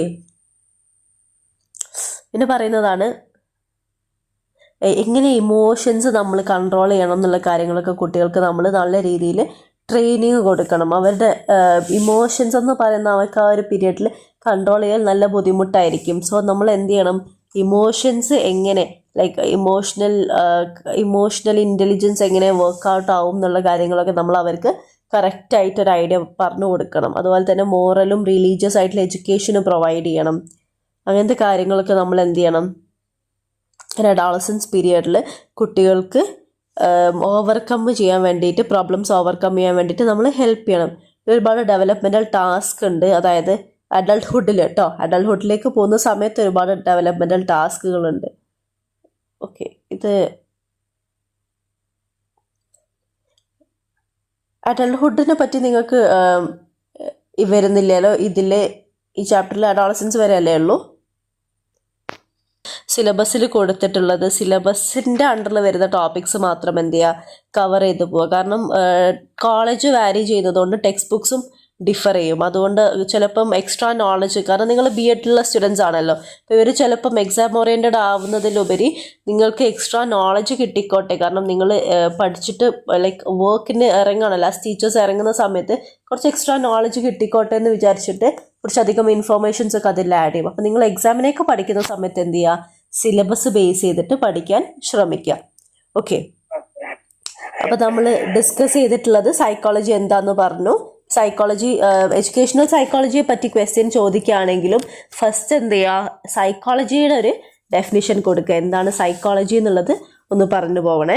എന്നിട്ട് എഡ്യൂക്കേഷണൽ സൈക്കോളജിയും അതിൻ്റെ സ്കോപ്പൊക്കെ, അപ്പം essay ക്വസ്റ്റ്യൻ ആണെങ്കിൽ സ്കോപ്സും കാര്യങ്ങളൊക്കെ എന്ത് ചെയ്യുക, ഇൻക്ലൂഡ് ചെയ്യുക. എന്താണ് 5 സ്കോപ്പ് വരുന്നത് അത് ഒന്ന് എലാബറേറ്റ് ചെയ്യുക. അതുപോലെ തന്നെ മീനിങ്ങും ഡെഫിനിഷൻസും ഒക്കെ ഇൻക്ലൂഡ് ചെയ്യുക. സൈക്കോളജി എന്താണെന്നുള്ളതിനെ പറ്റിയിട്ടൊക്കെ ഒരു ഡെഫിനേഷൻ എന്ത് ചെയ്യണം, എഡ്യൂക്കേഷണൽ സൈക്കോളജിയെ പറ്റിയിട്ട് ചോദിച്ചാൽ കൊടുക്കണം. അതുപോലെ തന്നെ ഹ്യൂമൻ ഗ്രോത്ത് ആൻഡ് ഡെവലപ്മെൻറ്റ് ചോദിച്ചാൽ മിസ് നേരത്തെ പറഞ്ഞ പോലെ 2 ആയിട്ട് ഡിവൈഡ് ചെയ്തിട്ടുണ്ട്, പ്രീനാറ്റലും പോസ്റ്റ് നാറ്റലും. അതിൽ ഇൻക്ലൂഡ് ചെയ്യണം. ഇപ്പം essay ക്വസ്റ്റ്യൻ ആണെങ്കിൽ നിങ്ങൾക്ക് എന്ത് ചെയ്യാം, പ്രീനാറ്റൽ സ്റ്റേജും പോസ്റ്റ് നാറ്റൽ സ്റ്റേജും ഒന്ന് എലാബറേറ്റ് ചെയ്ത് കൊടുക്കാം. അതുപോലെ തന്നെ എന്താണ് ഗ്രോത്തും ഡെവലപ്മെൻറ്റും തമ്മിലുള്ള ഡിഫറൻസും കാര്യങ്ങളും, ഇതിൻ്റെ ക്യാരക്ടറിസ്റ്റിക്സ് ഒക്കെ എന്ത് ചെയ്യുക, ഒന്ന് വായിച്ചു പോവുക. എന്തൊക്കെയാണ് നിങ്ങൾക്ക് ക്യാരക്ടറിസ്റ്റിക്സ് പഠിച്ചാൽ തന്നെ നിങ്ങൾക്ക് എന്ത് ചെയ്യാൻ പറ്റും, അല്ലെങ്കിൽ ക്യാരക്ടറിസ്റ്റിക്സ് പഠിച്ചാൽ നിങ്ങൾക്ക് ക്യാരക്ടറിസ്റ്റിക്സും എഴുതാം, അതുപോലെ തന്നെ അതിൻ്റെ ഡിഫറൻസ് നിങ്ങൾക്ക് എഴുതാൻ പറ്റും. ഓക്കെ, ഡിഫറൻസ് വേറെ പഠിച്ചു പോകണമെന്നില്ല, നിങ്ങൾക്ക് ക്യാരക്ടറിസ്റ്റിക്സ് പഠിച്ചാൽ തന്നെ എന്ത് ചെയ്യാൻ പറ്റും, രണ്ടും എഴുതാം. ഡിഫറൻസും എന്ത് ചെയ്യുക, ഈ ക്യാരക്ടറിസ്റ്റിക്സ് തന്നെ എന്ത് ചെയ്യുക, 2 ബോക്സ് ആക്കിയിട്ട് ഡിഫറൻസ് എന്ന് പറഞ്ഞിട്ട് നിങ്ങൾക്ക് എഴുതി വെക്കാൻ പറ്റും. അതാവുന്ന സമയത്ത് നിങ്ങൾക്ക് എക്സ്ട്രാ പോയിന്റും കിട്ടും. ഓക്കെ, പിന്നെ പറയുന്നത് നമ്മൾ ഡിസ്കസ് ചെയ്തത് ഡയമെൻഷൻസ് ആണ് അല്ലേ. എന്തൊക്കെയായിരുന്നു ഡയമെൻഷൻസ് എന്നുള്ളത്, ഫിസിക്കൽ ഡയമെൻഷൻസ് പറഞ്ഞു. അപ്പോൾ നമ്മൾ എന്ത് ചെയ്തു, ഓരോ സ്റ്റേജസിലും ഇൻഫൻസിയിൽ കാണിക്കുന്ന ഈ ഏജ് ഒന്ന് ഓർത്ത് വെക്കണേ. ഇതിൽ ഫ്രം ബർത്ത് ടു 5 years എന്നാണ് ഉള്ളത്. But I think from birth to 5 years infancy അല്ലാന്ന് തോന്നുന്നു കേട്ടോ. ഫ്രം ബർത്ത് ടു 3 years ആണ്. നിങ്ങളുടെ വേറെ ടെക്സ്റ്റ് ബുക്കിലൊക്കെ എങ്ങനെയാണ് കൊടുത്തിട്ടുള്ളത്? ഇൻഫൻസി. ഹലോ എങ്ങനെയാ കൊടുത്തിട്ടുള്ളത് ഇൻഫൻസിയുടേത്? 2 years ആണ്. ഫ്രം ബർത്ത് ടു 2 years ആണ് ശരിക്കും ഇൻഫൻസി പീരിയഡ് വരുന്നത്. അപ്പോൾ ഒരു ടെക്സ്റ്റ് ബുക്കിൽ ഞാൻ നോക്കിയ സമയത്ത് ഫ്രം ബർത്ത് 3 years കണ്ടു. പൊതുവെ 3 to 5 years ഉള്ളതുണ്ട് ma'am. Yes, from birth to 5 years. എന്താണ് അങ്ങനെ പഠിച്ചാൽ മതി. ഇൻഫൻസി എന്ന് പറയുന്നത് ഫ്രം ബർത്ത് 2 or 3 years എന്ത് ചെയ്താൽ മതി, പഠിച്ചാൽ മതി കേട്ടോ. ഒരിക്കലും 5 years ഒന്നും വരുന്നത് ഇൻഫൻസി പീരിയഡിൽ നമുക്ക് കണക്ക് കൂട്ടാൻ പറ്റില്ല. ഓക്കെ, അപ്പം സ്റ്റേജസ് ഓഫ് ഡെവലപ്മെന്റിൽ അഡോളസന്റ് വരെ പഠിച്ചാൽ മതി എന്നാണ് ഞാൻ പറയുന്നത്. ഒരു 3 പോയിന്റ് കൂടെ എക്സ്ട്രാ ഈ ടെക്സ്റ്റിലുണ്ട്. എന്താ വരുന്നത്? Young adulthood, middle adulthood, late adulthood. അതിനെ പറ്റിയിട്ടൊക്കെ ഡീറ്റെയിൽഡ് ആയിട്ട് എക്സ്പ്ലെയിൻ ചെയ്യുന്നുണ്ടോ? ടെക്സ്റ്റിൽ അത് ആ പോയിന്റ് ഡീറ്റെയിൽഡ് ആയിട്ടും വരുന്നുണ്ട്. ആണ് നമുക്ക് മെയിനായിട്ട് വരുന്നത് ലൈക്ക് ഒരു ടീച്ചർ ഡീൽ ചെയ്യേണ്ടത് ഇൻഫൻസി, ചൈൽഡ്ഹുഡും അതുപോലെ തന്നെ അഡോളസൻസ് പീരിയഡുമാണ്. ഓക്കെ, ടീച്ചേഴ്സ് ഡീൽ ചെയ്യാനുള്ളത് നമ്മളത് ഈ ടെക്സ്റ്റ് ബുക്കിൽ തന്നെ പറയുന്നുണ്ട്. ഇൻഫൻസി പീരിയഡിലൊക്കെയുള്ള ഫിസിക്കൽ ഡെവലപ്മെൻറ്റ്സും അതുപോലെ തന്നെ കൊഗ്നിറ്റീവ് ഡെവലപ്മെൻറ്റ്സ് എന്തൊക്കെയാണ്, ഇമോഷണൽ ഡെവലപ്മെൻറ്റ് അത് അഡോളസൻസ് ആണ്. അഡോളസൻസ് കുറച്ചുകൂടെ ഒന്ന് ഡീറ്റെയിൽഡ് ആയിട്ട് പഠിക്കണേ. അഡോളസൻസ് പീരിയഡിൽ ഉണ്ടാകുന്ന പ്രോബ്ലംസും എങ്ങനെയാണ് ആ പ്രോബ്ലംസിന് ഓവർകം ചെയ്യാന്നുള്ളതൊക്കെ ജസ്റ്റ് മൈൻഡിലൊരു ഐഡിയ ഉണ്ടാക്കി വെക്കുക കേട്ടോ. കാരണം ചിലപ്പോൾ അഡോളസൻസ് പീരിയഡിനെ പറ്റിയിട്ട് തന്നെ ഒരു ക്വസ്റ്റ്യൻ വന്നേക്കാം. ഓക്കെ, അപ്പം അത് എന്ത് ചെയ്യുക, ഒന്ന് കുറച്ചൊന്ന് ഡീറ്റെയിൽഡ് ആയിട്ട് പഠിക്കാൻ നോക്കുക. Okay, hello ma'am. Hello, yes. Dimension of development language, അതിനകത്ത് ഒരു 5 പോയിന്റ്സ് അവർ പറയുന്നത്. അത് phonology, morphology, syntax, semantics, pragmatics. Language ഡെവലപ്മെന്റിലാണോ? ഹലോ, ലാംഗ്വേജിന്റെ ടോപ്പിക്കില് എന്താണ് പറയുന്നത്? 5 ടൈപ്സ് ആയിട്ട് ഡിവൈഡ് ചെയ്തിട്ടുണ്ടോ? Phonology, morphology, pragmatics, semantics and syntax. ഇതെന്ന് വെച്ചാൽ നിങ്ങൾക്ക് ലൈക്ക് സൗണ്ട്സ് പഠിക്കുക, വേർഡ്സ് പഠിക്കുക, സെന്റൻസ് ഫോർമേഷൻ, അതൊക്കെയല്ലേ ആ ടൈപ്സിൽ വരുന്നത്? ഫോണോളജി വേർഡ്സ് സൗണ്ട് ഫോണോളജിയുടെ പറഞ്ഞായിരുന്നു മാം. ബാക്കി ഇത് പഠിക്കേണ്ടതാണോ? സിന്റാക്സ്, സെമാന്റിക്സ്, നിങ്ങൾ എന്ത് ചെയ്യുക, ഈ PPT വെച്ചിട്ട് പഠിക്കാൻ നോക്കുക. കാരണം ഓരോ ടെക്സ്റ്റ് ബുക്കും ഡിഫർ ചെയ്യുന്നുണ്ടല്ലോ. അപ്പം ഓരോ ടെക്സ്റ്റ് ബുക്കിലും കൊടുത്തിട്ടുള്ള കണ്ടന്റ്സ് എന്താണ്, ഡിഫറെൻ്റ് ആണ്. അതിൻ്റെ ഒരു പ്രശ്നമാണ് കേട്ടോ അത്.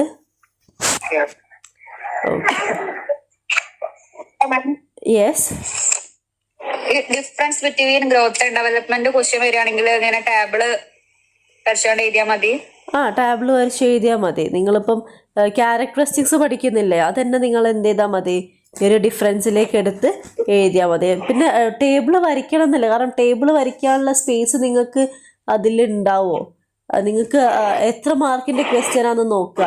ഇപ്പം എസ്സേയിലൊക്കെയാണ് ലൈക്ക് മോസ്റ്റ് പ്രോബബ്ലി സെക്ഷൻ ബിയിലൊക്കെ ആയിരിക്കും വരികയാണെങ്കിൽ തന്നെ നിങ്ങൾക്ക് ടേബിൾ വരയ്ക്കുന്നതിലേക്ക് നല്ലത് മറ്റേ ഗ്രോത്ത് എന്ന് കൊടുത്തിട്ട് എഴുതുക, ഡെവലപ്മെന്റ് എന്ന് കൊടുത്തിട്ട് എഴുതുക. അതാകുന്ന സമയത്ത് നിങ്ങൾക്ക് കുറച്ച് സ്പേസും കൂടെ എന്ത് ചെയ്യും അതിൽ വരും.